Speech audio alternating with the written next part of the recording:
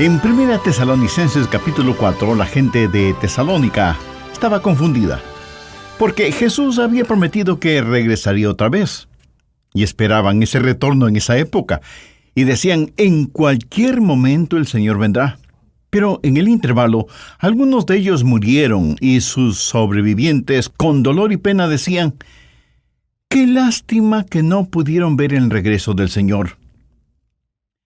Yo espero que la idea de la segunda venida del Señor anime su corazón al estudiar estas cartas de Pablo. Debemos entender que en los días de Pablo ellos no tuvieron la información que ahora tenemos acerca del regreso del Señor. Veamos 1 Tesalonicenses 4:13. Tampoco queremos, hermanos, que ignoréis acerca de los que duermen, para que no os entristezcáis como los otros que no tienen esperanza. La palabra dormir aquí hace referencia a la muerte de un creyente. Porque así como cuando nos despertamos después de dormir, así será nuestra resurrección. En este verso 13 tenemos 3 problemas que esos hermanos en Tesalónica estaban enfrentando y que muchos seres humanos los enfrentan hoy en día. ¿Cuáles eran esos problemas? Ignorancia, dolor y desesperanza. Y Pablo les escribe con respecto a los 3. Yo no sé de ninguna esperanza más consoladora que el rapto de la iglesia. Habrá, mi amigo, una gloriosa reunión celestial. Si sus padres, hermanos, hermanas, amigos han muerto conociendo y teniendo a Cristo en el corazón, imagínese lo que será reunirse con ellos en el cielo. Y de eso es de lo que estamos hablando, la consolación de su regreso. Hay 3 cosas que oro para que el Espíritu Santo las grabe en su conciencia hoy. 3 verdades inamovibles que deben estar plantadas en su corazón y mente. Primero, usted puede confiar en la certeza de su venida. Esa es la forma en que Pablo responde a la ignorancia, el dolor y la desesperanza de ellos. Note lo que les dice en el verso 14. Porque si creemos que Jesús murió y resucitó, así también traerá Dios con Jesús a los que durmieron en él. Y en los versos 15 y 16 dice, por lo cual os decimos esto en palabras del Señor, que nosotros que vivimos, que habremos quedado hasta la venida del Señor, no precederemos a los que durmieron, porque el Señor mismo con voz de mando descenderá del cielo. Y aquí el apóstol está dando 2 grandes argumentos o evidencias que hace inamovible la verdad de la segunda venida del Señor. Primero, en el verso 14 dice, porque si creemos que Jesús murió y resucitó, así también traerá Dios con Jesús a los que durmieron con él. Eso habla de seguridad. Tenemos confianza en la obra salvadora de Cristo. Escuché de un muchachito quien, habiendo recibido a Cristo como su Salvador, pidió ser bautizado. El pastor, para asegurarse que el niño entendía bien todo, le preguntó, «Hijo, ¿eres realmente salvo?» Y el muchacho respondió, «Sí, pastor, soy salvo». «¿Y cómo sabes que eres salvo?» «Oh, pues porque yo hice mi parte y Jesús hizo su parte». Esto no sonó bien a los oídos del pastor, porque la salvación es totalmente el trabajo realizado por Jesús. Así que le dijo al niño, ¿me podrías explicar eso de que tú hiciste tu parte y Jesús hizo su parte? Y el niño, con una inocente sonrisa en su rostro, le dijo, claro que sí, pastor. Yo hice el acto de pecar y él hizo el acto de salvar. Me gusta eso, la increíble teología de los niños. Ahora, ¿cómo sabemos que Jesús regresará? Porque Él ya sufrió y murió por nosotros, y fue resucitado de entre los muertos. Escuche, a menos que Él regrese por nosotros, a menos que haya el rapto, el Evangelio es incompleto. Su crucifixión sin su coronación es incompleta. Es como tener noche, pero no día. Es como tener frío, pero jamás calor. Es como tener oscuridad, pero nunca luz. Quiero decir, el Evangelio es incompleto sin la segunda venida del Señor Jesucristo. ¿Cree usted que Jesucristo resucitó? Entonces la resurrección de Él es la muestra, es la prueba de su propia resurrección, mi amigo. Busque 1 Corintios 15, versos 22 y 23. Porque así como en Adán todos mueren, también en Cristo todos serán vivificados. Pero cada uno en su debido orden. Cristo, las primicias. Luego, los que son de Cristo en su venida. ¿Lo ve? Habrá una resurrección porque la resurrección de Cristo es el primer fruto de la resurrección. ¿Resucitó Cristo literalmente de entre los muertos? Amigo, es mejor que lo crea. ¿Voy yo literalmente a salir de la tumba? Es mejor que lo crea. Este es el argumento del apóstol Pablo. Dice que si creemos que Jesús resucitó, lo mismo sucederá con aquellos que duermen en Cristo. O sea, los muertos en Cristo resucitarán tal y como Cristo resucitó. El mismo Señor Jesucristo permitió su propia muerte porque era parte del plan para salvarnos. El Hijo de Dios estuvo muerto y sepultado en una tumba, y Él permitió ser capturado por la muerte a fin de vencer ese cautiverio y encender desde la tumba la llama de la esperanza. Él se levantó de entre los muertos y le quitó el aguijón a la muerte, tomó la corona de la muerte y la rompió, y porque Él es el Salvador vivo y victorioso sobre la muerte, nosotros también viviremos victoriosos sobre la muerte. Amén. Esta es la base histórica y sobrenatural de la segunda venida de Cristo. Yo creo que la segunda venida de Jesús será tan real y literal como fue su primera venida. Y creo que mi resurrección será tan real y literal como fue la de Jesús. La primera seguridad que tenemos es el trabajo salvador de Jesucristo. La segunda seguridad es la sólida palabra del Señor.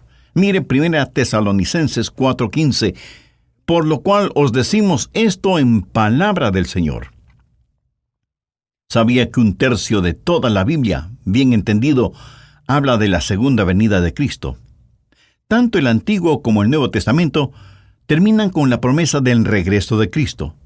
Una y otra vez, en la palabra de Dios, se nos dice que el Señor Jesucristo vendrá otra vez. Hay dos cosas que nos dan esa seguridad. Primero, el trabajo salvador de Jesús, y segundo, la firme seguridad de su palabra. Y eso es lo que Pablo está diciendo.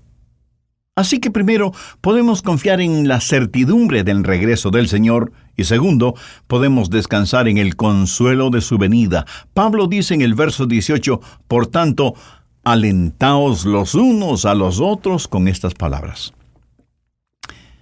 A veces algunos predican sobre la segunda venida de Cristo para amenazar o para atemorizar.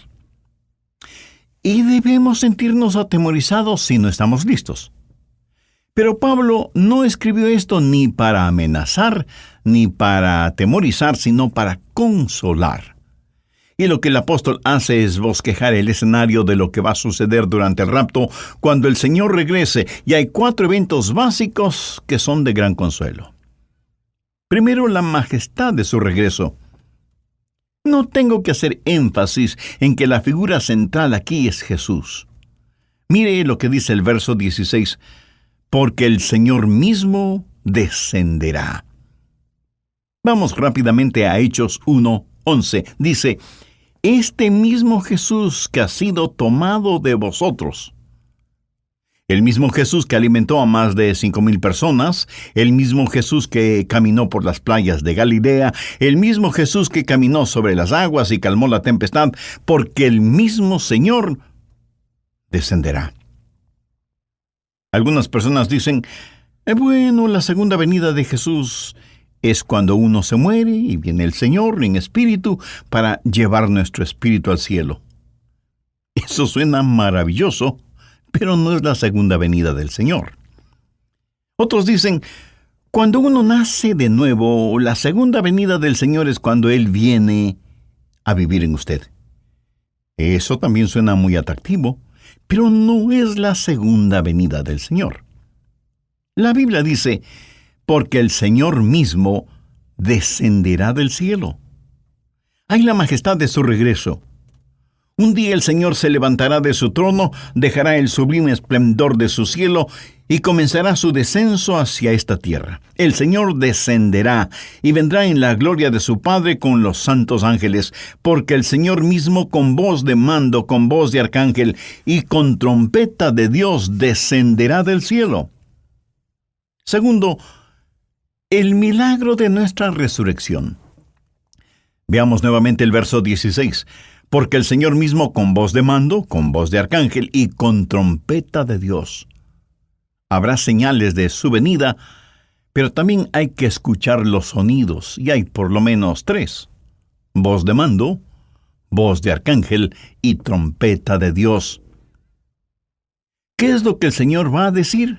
No lo sé, pero creo que tenemos un atisbo de esto cuando Él dijo, Lázaro, ven fuera. Pienso que cuando Él, con voz de mando, dé la orden, los muertos en Cristo escucharán su voz, la voz del Salvador, que retumbará en los dominios de muerte de Satanás, y el reino de la muerte se derrumbará. A la voz de mando de Jesucristo, el mar entregará a quienes murieron en él, y los desiertos entregarán a sus muertos, y los campos de batalla en todas partes del mundo entregarán a sus muertos. Cada tumba parecerá un campo arado cuando el Señor regrese y ordene, ¡vengan afuera! Y los muertos resucitarán. Pero hay también la voz de un arcángel. ¿Quién es este arcángel? Yo creo que será Miguel. ¿Por qué se lo menciona aquí? Bien, la Biblia dice que Satanás es el príncipe de la potestad del aire. Satanás es un ángel caído, y Miguel es su superior en el organigrama divino.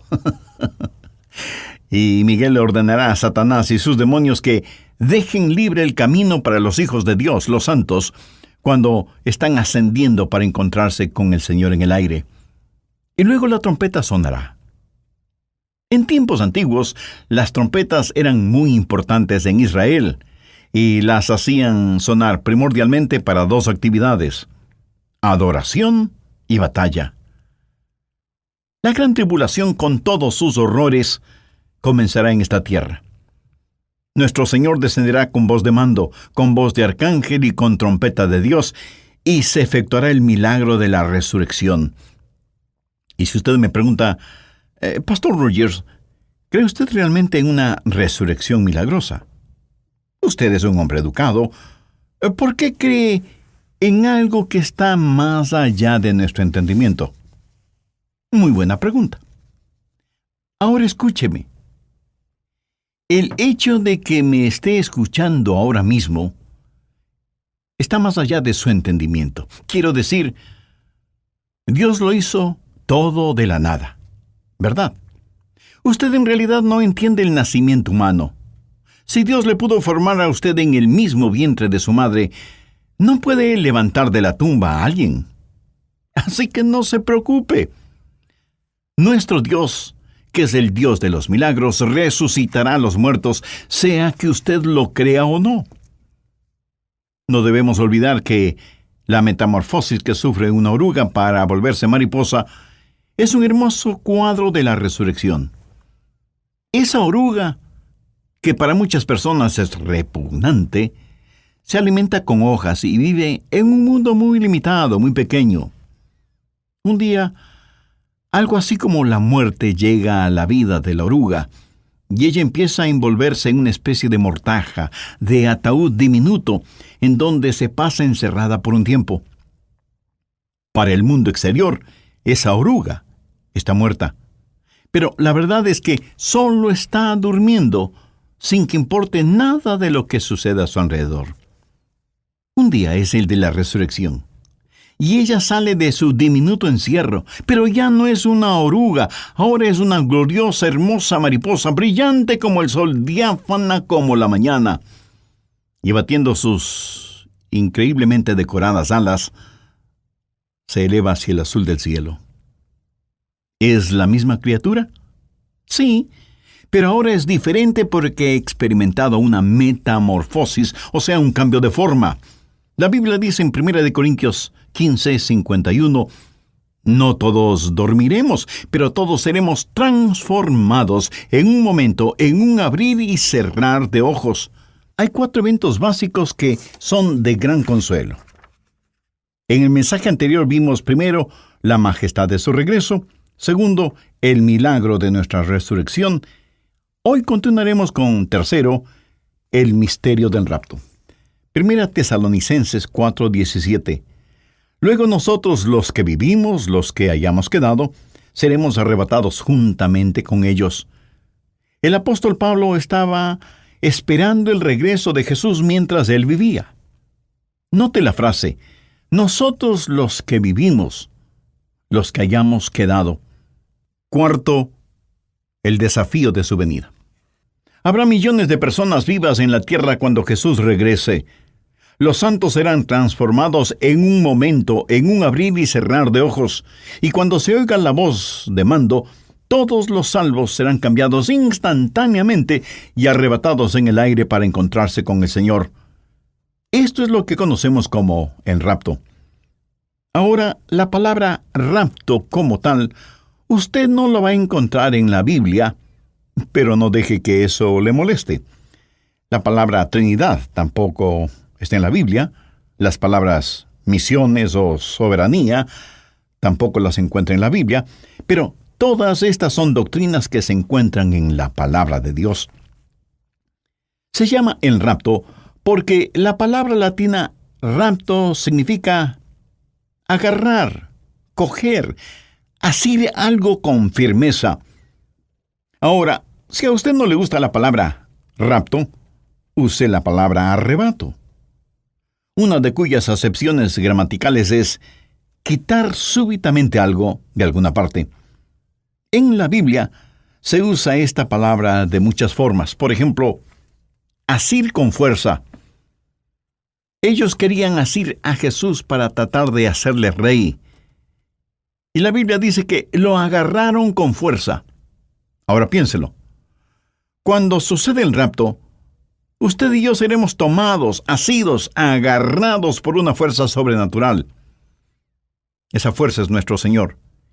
Y ni la fuerza de la gravedad, ni la fuerza de la muerte nos podrán sujetar. Esto me fascina. Significa el tomar una cosa de un lugar y ponerla en otro lugar. El apóstol Pablo dice que él fue arrebatado hasta el tercer cielo. O sea, fue sacado de este espacio terrenal. Eso es lo que el rapto será.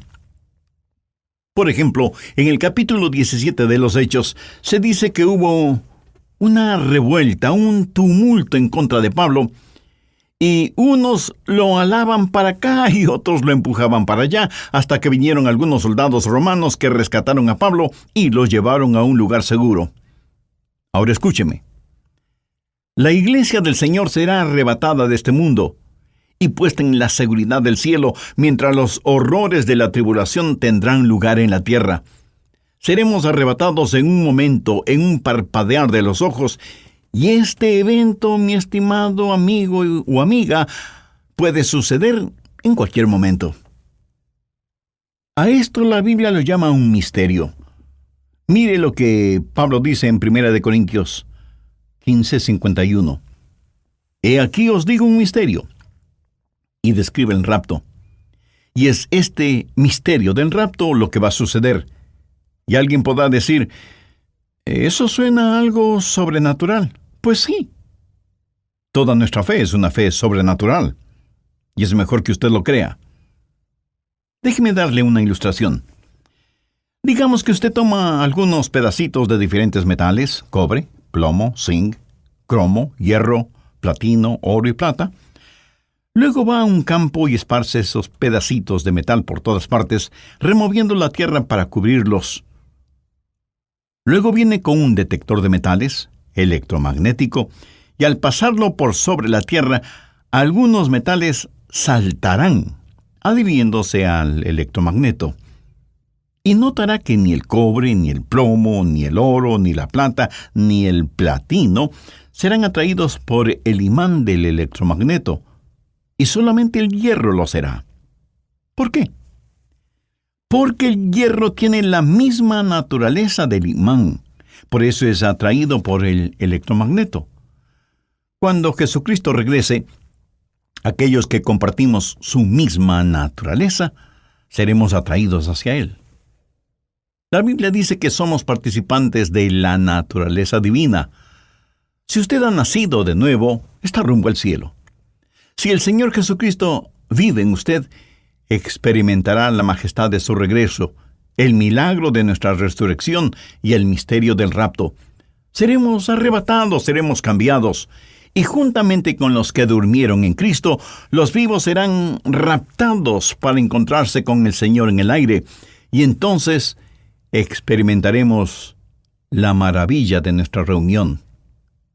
Primera Tesalonicenses 4:17 dice: Luego nosotros los que vivimos, los que hayamos quedado, seremos arrebatados juntamente con ellos en las nubes para recibir al Señor en el aire, y así estaremos siempre con el Señor. Ahora note lo siguiente. La frase juntamente con ellos hace referencia a los muertos en Cristo que resucitarán primero, como lo dice el verso 16. En los días de Pablo, los creyentes que esperaban el regreso de Jesús se preocupaban por sus seres amados que habían muerto y Cristo no había retornado. Pablo les dice: escuchen, vamos a estar juntos. Padres, madres, hijos e hijas, hermanos y hermanas, si están dormidos en el Señor, todos juntos iremos a encontrarnos con Él en el cielo. El Dr. Robert Lee fue un gran predicador de la palabra de Dios. Una de las historias personales que él alguna vez contó conmovió profundamente mi corazón. Permítame compartir esa historia con usted. Él dijo: cuando yo era un niño pequeño, vivíamos en una especie de ranchito muy pobre, y sin embargo, esa insignificante vivienda estaba hipotecada. Un día, cuando casi todos en la familia habían ido al pueblo, mi madre y yo estábamos en el porche de la casa. Ella, sentada en una vieja silla mecedora, estaba tejiendo. Yo estaba tendido en el piso frente a ella, mirándola, y vi las manos de mi madre, ágiles, pero marchitas. Y le pregunté: Mami, ¿cuál ha sido el día más feliz de tu vida? Pensé que ella me diría que fue cuando mi papá, que es muy alto y atractivo, le declaró su amor y le pidió que fuera su esposa. Pero no mencionó eso. Pensé que ella diría que cuando se casaron y vivieron la vida matrimonial juntos por más de 50 años, hasta cuando Dios se llevó a mi papá al cielo. Pero ella no dijo eso. Ella me respondió: Hijo, has hecho una pregunta difícil. Pero durante nuestra guerra civil, los tiempos fueron difíciles y amargos. Prácticamente todos los hombres fueron a la guerra, incluyendo tu abuelito. No teníamos mucho en el rancho. Tomábamos té hecho de sazafrás o café hecho de maíz duro, tostado y molido. Siendo niña, yo iba con las mujeres a trabajar en el campo. Esos fueron días muy duros, muy duros. Luego recibimos la noticia de que mi papá, o sea, tu abuelito, había muerto en la guerra. Y yo miré a mi mamá. Me preguntaba qué es lo que ella diría o haría. Pero ella no decía mucho. Hasta me parecía que ella era incapaz de llorar. Casi siempre estaba en silencio. Mi dormitorio quedaba junto al de ella y durante la noche yo escuchaba a mamá llorar profunda y amargamente. Pero por la mañana, ella hacía desaparecer de su rostro las huellas de su llanto y se dedicaba a sus quehaceres diarios. Un día yo estuve en el porche, como tú estás ahora, junto a mi mamá. Ella tenía en su falda un recipiente lleno de guisantes y los estaba pelando. Nuestra casita estaba junto a un río. Mi madre levantó la vista de su labor y vio a un hombre caminando por el sendero del río y dijo: Elizabeth, mira, ese hombre camina como tu papá. Luego, mirando más intensamente, me dijo: Hija, te digo que ese hombre se parece a tu papá. Y yo le dije: Mamá, tú sabes que papá está muerto. Desearía que pudiéramos traerlo de regreso, pero no podemos, y no hay necesidad de que te atormentes así. Pero después de unos segundos, ella dio un salto, tirando los guisantes por todo lado y gritando: «¡Es tu papá! ¡Es tu papá!». Y levantando la falda de su vestido, atravesó el campo, corrió por el sendero del río y se refugió no en los brazos, sino en el brazo de su esposo. Él había perdido un brazo durante la guerra, y los dos se abrazaron y se besaron intensamente, y rieron y lloraron todo al mismo tiempo. Siendo una niña, corrí tan rápido como mis pequeñas piernas me lo permitían, y abracé a mi papá en las rodillas, y pasé mi mano por la manga vacía de su camisa. Yo creo que el día más feliz de mi vida fue cuando mi papá regresó de la guerra, aunque le faltara un brazo.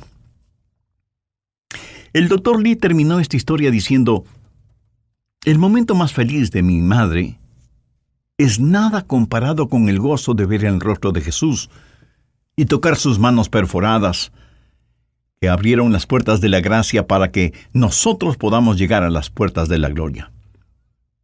Y cuando todos estemos reunidos con el Señor, esa será una reunión para la cual no existen las palabras apropiadas para describirla. Amigo, no solo estaremos seguros de la certidumbre de su regreso y del consuelo de su retorno, sino que debemos responder. Tercero, el desafío de su venida. Otra vez veamos el verso 17.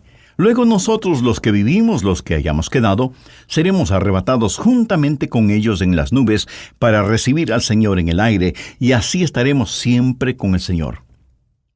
Si a usted no le importa subrayar su Biblia, por favor subraye las palabras «recibir al Señor». ¿Alguna vez ha pensado en eso? ¿Recibir al Señor? ¿No es eso un desafío para usted? Esto no es un encuentro casual o pasajero. Esta frase hace referencia a salir a dar el encuentro, saludar a un embajador que regresa. Es una expresión técnica usada para dar la bienvenida a un dignatario que regresa, y usted va a su encuentro con una comitiva para saludarle. Iremos a recibir al Señor. Él es el Rey, y vamos a recibirle porque Él está regresando. Nosotros somos embajadores de Cristo. Uno de estos días, muy pronto, yo voy a tener que dar cuentas. ¡Qué desafío que representa la segunda venida del Señor! Cuando eso suceda, ojalá que podamos decir: «Cuando Él con trompeta de Dios descienda del cielo, quiero que me encuentre vestido de su justicia y sin mancha delante del trono». ¿Está usted listo para la segunda venida de Cristo? ¿Está usted listo para el rapto? ¿Es usted salvo? Como creyente, ¿está listo a decir: «Señor Jesús, te he amado, te he servido, he testificado de ti, he sido fiel»? Cuando Él regrese, no quiero que encuentre sus diezmos en mi cuenta bancaria. No quiero que encuentre licores ni material pornográfico en mi casa. No quiero que encuentre mi corazón lleno de odio. No quiero que cuando Él regrese me encuentre frío e indiferente a sus cosas. Quiero vivir ardientemente por Jesús. Quiero que el fuego de mi vida espiritual inflame la vida espiritual de quienes me rodean: esposa, hijos, nietos, amigos, compañeros de labores, vecinos. No sé cuándo con exactitud, pero sí sé que pronto veré al Señor. ¿Y usted también lo hará? Por favor, busque Marcos 8:38. «Porque el que se avergonzare de mí y de mis palabras en esta generación adúltera y pecadora, el Hijo del Hombre se avergonzará también de él, cuando venga en la gloria de su Padre con los santos ángeles». Usted dirá: «Yo no me avergüenzo de Jesús». Pues le felicito. Pero permítame preguntarle, ¿alguna vez ha confesado que Él es su Señor? ¿Le ha obedecido siguiéndole en bautismo? ¿Es usted un miembro activo de una iglesia que predica y practica todo el consejo de Dios? Todas estas son preguntas muy importantes. El apóstol Pablo en Romanos 9:33 dice: It hurt clear, more than I can say. But maybe love isn't holding on. Maybe it's knowing when to walk away.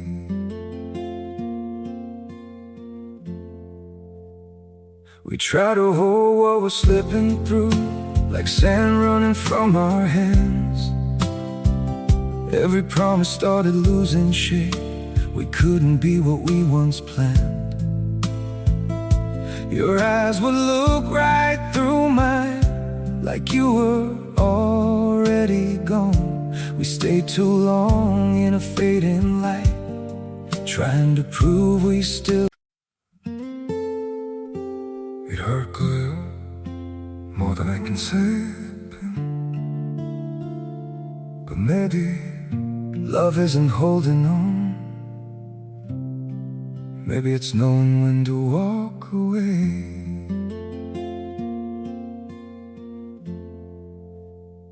We try to hold what we're slipping through, like sand running from our hands. Every promise started losing shape. We couldn't be what we once planned. Your eyes would look right through mine, like you were already gone. We stayed too long in a fading light, trying to prove we still. It hurt clear, more than I can say. But maybe love isn't holding on. Maybe it's knowing when to walk away.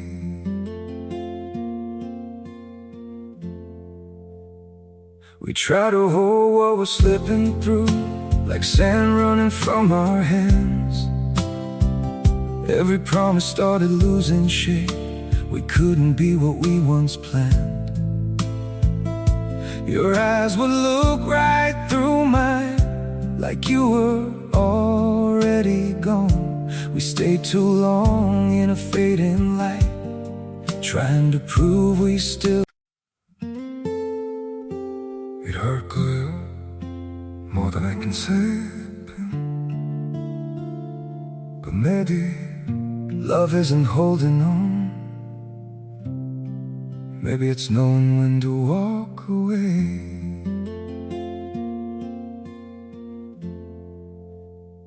We try to hold what we're slipping through, like sand running.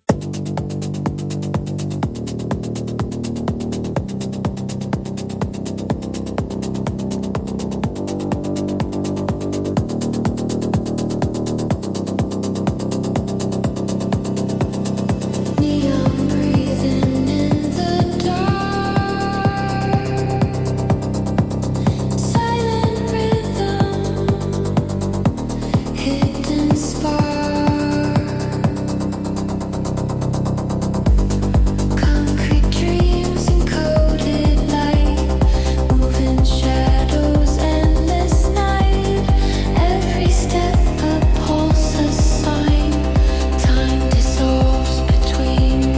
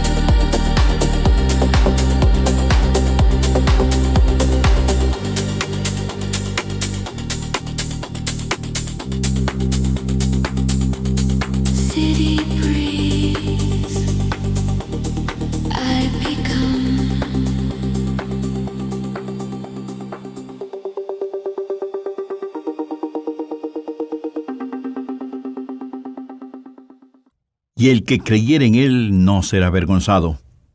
Y en Lucas capítulo 10, los versos 32 y 33, están registradas las palabras de Jesús: a cualquiera, pues, que me confiese delante de los hombres, yo también le confesaré delante de mi Padre que está en los cielos. Y a cualquiera que me niegue delante de los hombres, yo también le negaré delante de mi Padre que está en los cielos. Es mi profundo y sincero deseo que, como consecuencia de haber escuchado este programa, de haberme acompañado durante este estudio bíblico, muchos de ustedes puedan confesar a Jesucristo como su Salvador y Señor aquí en la tierra, para que Jesús le reconozca a usted delante del Padre que está en los cielos y pueda ser recibido cuando Cristo venga a la tierra por segunda vez. Si usted es una persona religiosa, aunque sea muy religiosa, recuerde que la religión no salva a nadie, porque la religión es el esfuerzo humano de hacer méritos para recibir el favor de Dios. En Efesios 2, 8 y 9 leemos: porque por gracia sois salvos por medio de la fe, y esto no de vosotros, pues es don de Dios, no por obras, para que nadie se gloríe. Para ser salvo, lo que usted necesita es una relación personal e íntima con el Señor Jesucristo. Necesita creer en Él no solo intelectualmente, sino espiritualmente. Y necesita depositar su fe y confianza en Él. Si usted tiene ese sincero deseo en su corazón, le invito a que ore, a que converse con Dios. La oración que voy a decir es solo una muestra, una guía. Ore usted con sus propias palabras. Hágalo en voz alta o en voz baja o silenciosamente. Orar no es cuestión de volumen. Ore de la siguiente manera: Dios eterno, gracias por haberme dado la oportunidad de escuchar este mensaje. Yo quiero estar listo para el regreso de Jesús, para que me llames a tu presencia antes de ese evento. Sé que soy pecador y necesito tu perdón. Por eso vengo a pedirte misericordia.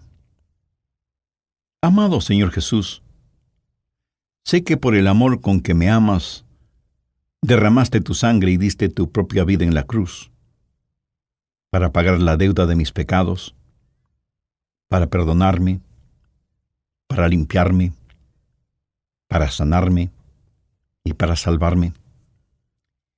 Este momento, con toda la sincera fe de que soy capaz, te invito a que vengas a morar en mi corazón como mi Salvador y mi Señor. Ayúdame a vivir una vida que sea digna de ti. Ayúdame para que nunca me avergüence de ti.